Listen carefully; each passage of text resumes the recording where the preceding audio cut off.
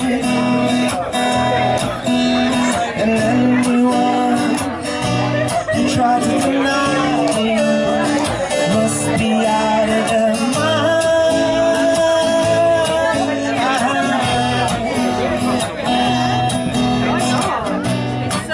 Because I can't live with it all, and it feels so much lighter since I met you.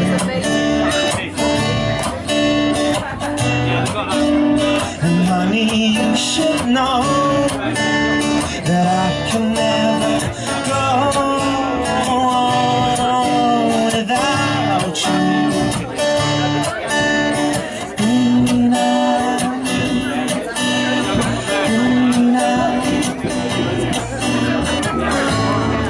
Honey, you are right. As Kimway, Extinction Rebellion, I think just a response and then a question. So just thank you for the real focus on climate justice, and I just really wanted to say that it's so good to hear an awareness of that idea that fundamentally it's about dominance versus harmony as a way of being overall, and we learned that when we try and dominate a living thing, it either withers and dies, or it fights back and bites us and kills us, and the planet is in the middle of doing both. So that still doesn't seem to be a lesson to us at that point, this point.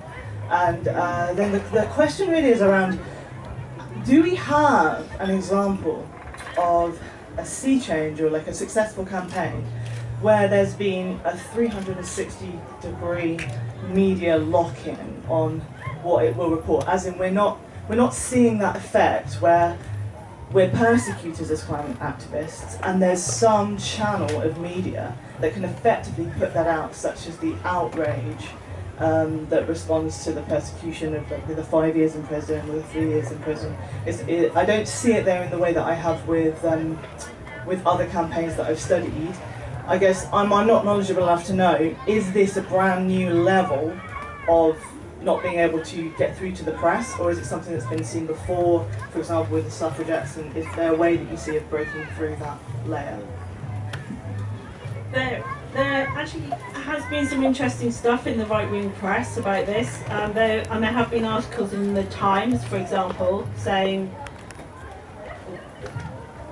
there have been articles in the Times saying, especially around Silas Reed and sending people to prison for saying climate change, to the effect that, what are we doing? This is not British justice. The fact that that you cannot say the words climate change in a British court is like, that was a step too far for the Times. And I think also the Telegraph has also been similarly warm on that, but I wouldn't say it was a full 360. But the current actions of the judicial system against the environmental protectors, against those in civil resistance, is, there is a lot of distaste about it. There is a feeling that we might have gone too far. Free up your human beings. Get off that, off that, off that, yeah.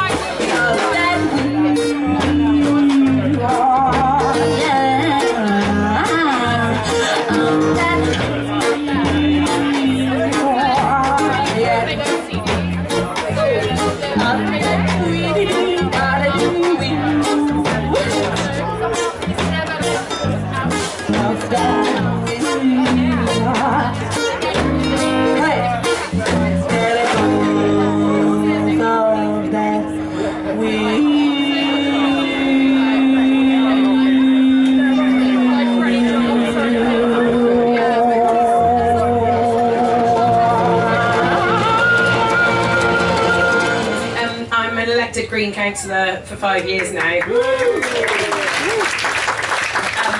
I was sat up there 5 years ago, and today I'm feeling it's very heavy, and that's not for the first time, because this is 5 years in, and I get that I'm not as old as some people, but that's the weight is very heavy on my heart and my mind. How can we protect ourselves from full burnout is the first question. And we have now got a new government, which many of us has waited for. Plus, we know that we need electoral change, and you know it's not a green government. But where might we find hope? Who can we write to? So where is your one place that you would look for hope, and who can we write to at this government to push for the change we want? Which one thing would you write? Thank you. Thank you for those questions. I just want to sort of preface my answer by saying some things are being talked about as if they're sort of factual and static. That's not how complex systems work. And Chenoweth's updated her research, and she's saying that civil resistance is not working as well as it did. The anti-life system learns. It learns how to respond to us. So we, yeah. So, for example, they hire mercenary guards to shoot into the crowds, people that will definitely shoot. So there are certain things that are going down. Same with the media. In that way, I think like a huge issue in our movements is not to sit down and actually talk about strategy across the various movements in a way that has time and space and is actually really willing to look at the level of the complexity of this issue. I don't feel, I sometimes try and have those conversations with people. I think that's a bit of an issue. The Week.OOO, by the way, look that up if you don't know it, it's a good communications tool. Because I think what these times are calling for is for life to come through us, and I know that's a very hippie thing to say, dressed as Amanita, Maya Garrett today. It means something that life wants to be lived, you know, like life is not asking us to extract from our bodies to try and stop, to build a machine to defeat a machine. I don't believe that's how the change is going to come. I think it's going to come by our juicy human bodies feeling really sexy and like in it together and well together, you know.